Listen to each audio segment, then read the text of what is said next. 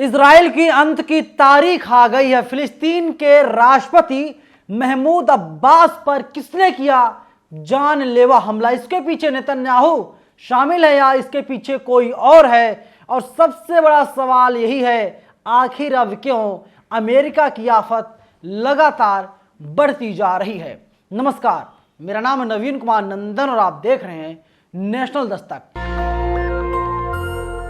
बीते 32 दिनों से इजराइल और फिलिस्तीन का युद्ध लगातार चल रहा है। हजारों लोगों की जानें अब तक जा चुकी हैं। महिलाओं को, बच्चों को, युवाओं को, बुजुर्गों को, किन्नरों को तक नहीं छोड़ा जा रहा है। उन लोगों को मौत के घाट उतार दिया जा रहा है। तस्वीरें जो सामने आ रही हैं, उन तस्वीरों को हम आप तक नहीं पहुंचा सकते हैं क्योंकि इतनी ज्यादा भयावह तस्वीरें हैं। अब आप देखिए, इसी बीच बड़ी खबरें सामने आ रही है। फिलिस्तीन के राष्ट्रपति महमूद अब्बास पर जानलेवा हमला, काफिले पर हुई ताबड़तोड़ फायरिंग। इंडिया टीवी आगे लिखता है, फिलिस्तीन के राष्ट्रपति महमूद अब्बास पर बुधवार को जानलेवा हमला हुआ है। रिपोर्ट्स के मुताबिक आतंकियों ने फिलिस्तीन के राष्ट्रपति महमूद अब्बास के काफिले की कार पर ताबड़तोड़ फायरिंग कर दी और उनकी हत्या करने की कोशिश भी की। रिपोर्ट्स के मुताबिक अब्बास को सन ऑफ अबू जंदाल ने इजरायल के खिलाफ जंग का ऐलान करने के लिए 24 घंटे का अल्टीमेटम दिया था। इस आतंकी संगठन ने ऐसा ना करने पर अब्बास को अंजाम भुगतने की धमकी दी थी। कल इस डेडलाइन खत्म होने के बाद अब्बास के काफिले पर हमला किया गया, जिसमें फिलिस्तीन के राष्ट्रपति बाल बाल बच गए। बता दें कि सन ऑफ अबू जंदाल ने फिलिस्तीनी राष्ट्रपति हुए हमले की जिम्मेदारी ली है और उसका वीडियो भी अब सामने आ गया है। यानी काफिला चल रहा था फिलिस्तीन के राष्ट्रपति का और उस पर आतंकी संगठन द्वारा हमला किया गया। फिलिस्तीनियों को मारा जा रहा है जो बेगुनाह हैं, इनोसेंट हैं। लेकिन अब इसके अलावा जो खबरें निकल के सामने आ रही हैं, फिलिस्तीन के राष्ट्रपति को भी निपटाने की तैयारी चल रही है। सिर्फ तैयारी नहीं, बल्कि एक बार फिलिस्तीन के राष्ट्रपति महमूद अब्बास के ऊपर जानलेवा हमला भी किया गया है। ये लोग चाहते क्या हैं? और तमाम लोग हैं, वे लोग कह रहे इसके पीछे नेतन्याहू का हाथ है, क्योंकि इजराइल अब अकेला पड़ता हुआ दिखाई दे रहा है। जो दुश्मन पहले हुआ करते थे, वे लोग अब दोस्त बन गए हैं। एक वक्त हुआ करता था सऊदी अरब और ईरान दोनों आपस में कट्टर दुश्मन थे, लेकिन जैसे इजराइल ने फिलिस्तीन के ऊपर अपनी आंख को तिरछा किया, तिरछी नज़र से इजराइल फिलिस्तीन को देखने लगा, इसके बाद सऊदी अरब और ईरान दोनों एक मंच पर आ गए और दोनों ने चेतावनी दे दी कि नेतन्याहू अभी वक्त है, सुधर जाओ वरना अंजाम बहुत ही ज़्यादा बुरा होने वाला है। और अब अमेरिका भी कांप रहा है, डर रहा है। जो बाइडेन पहले खुद को सुपर पावर समझते थे, कहते थे अमेरिका जो है सुपर पावर, लेकिन जिस तरीके से सऊदी अरब और ईरान दोनों एक मंच पर आ गए हैं,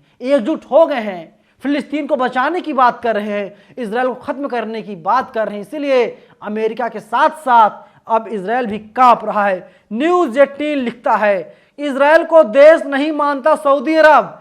सऊदी अरब के प्रिंस कह रहे हैं इजराइल कोई देश वोश नहीं है, इजराइल तो फर्जी संगठन है। ईरान सऊदी अरब की दोस्ती से तनाव और अब अमेरिका की भी आफत लगातार बढ़ते हुई दिखाई दे रही है। ईरान सऊदी अरब की दोस्ती से तनाव लगातार बढ़ता जा रहा है। न्यूज़ 18 अपने थंबनेल पर लिखता है कि अंत की तारीख आ गई है। हमास के हमले में इजराइल ने सैकड़ों सैनिक भाप में बदल गए। यानी कैसे उड़ गए, कहाँ चले गए जब हमास सक्रिय हुआ। मैंने पहले ही बताया था और पहले दिन से मैं लगातार यही कह रहा हूं कि इजराइल का खात्मा होना तो तय है, इजराइल मिट्टी में मिल जाएगा। ये बात पूरी तरीके से 100% 16 आने सच है। इजराइल का खत्म होने वाला है और अब इजराइल की भी घेराबंदी तेज कर दी गई। अमेरिका के दोस्तों की दुश्मनी तेज हो चुकी है। 57 देशों से एक साथ कैसे लड़ेगा इजराइल?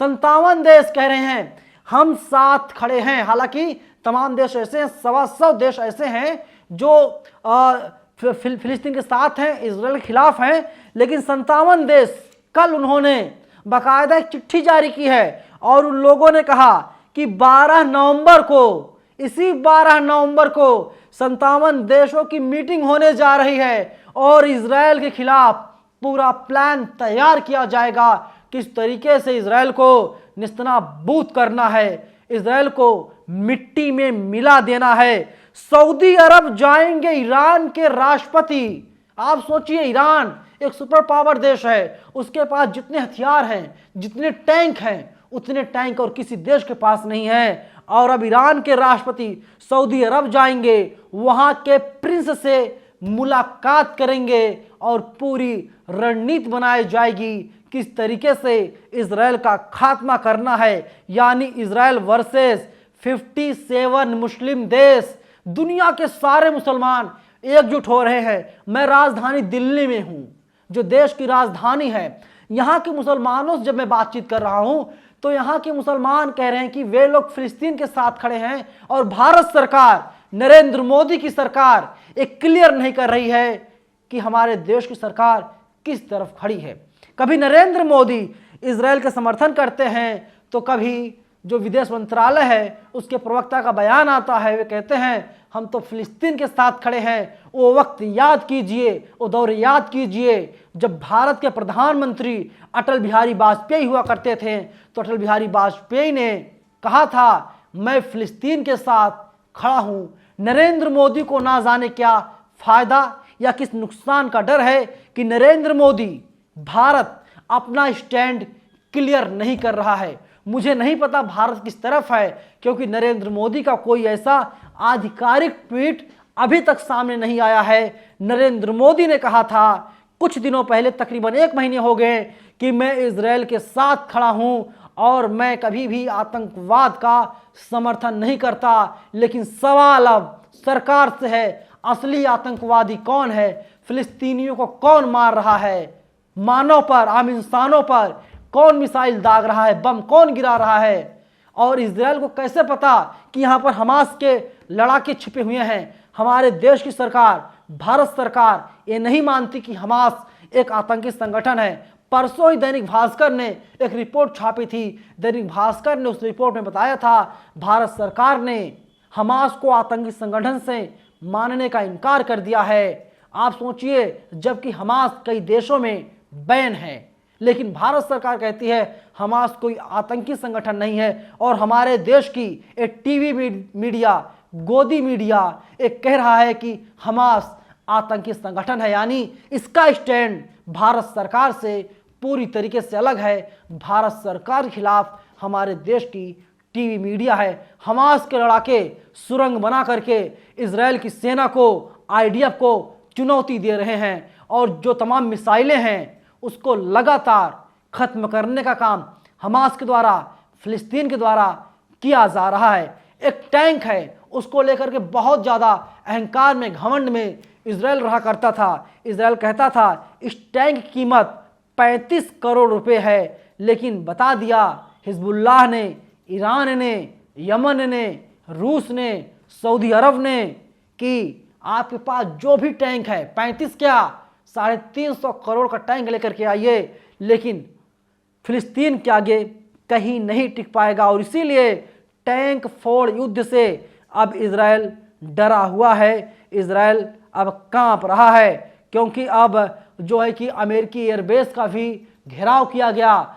इजराइल में ही इजराइल के प्रधानमंत्री का जम करके विरोध हो रहा है और उनसे इस्तीफे की मांग भी लगातार की जा रही है। और अब माना जा रहा है जिस तरीके से 12 नवंबर को 57 मुस्लिम देश एकजुट हो रहे हैं, एक साथ बैठ के एक कमरे में मीटिंग करेंगे। और अगर इस मीटिंग का कोई गवाह होगा तो जिस ऑडिटोरियम में मीटिंग की जाएगी, गवाह सिर्फ उस ऑडिटोरियम की दीवारें होंगी, इसके अलावा कोई गवाह नहीं होगा। और इजराइल का खात्मा करने के लिए 57 मुस्लिम देश एक साथ आ रहे हैं, एक मंच पर आ रहे हैं। और इसीलिए नेतन्याहू कभी अमेरिका के विदेश मंत्री से बात करते हैं तो कभी अमेरिका के राष्ट्रपति से बात करते हैं। लेकिन अब तो नेतन्याहू भी कह रहे हैं कि इजराइल को जो है अमेरिका धोखा दे रहा है। जिस तरीके से जितने हथियार पहुंचाने थे उतने हथियार अमेरिका अब नहीं पहुंचा रहा है। यानी 57 देश मीटिंग करने जा रहे हैं।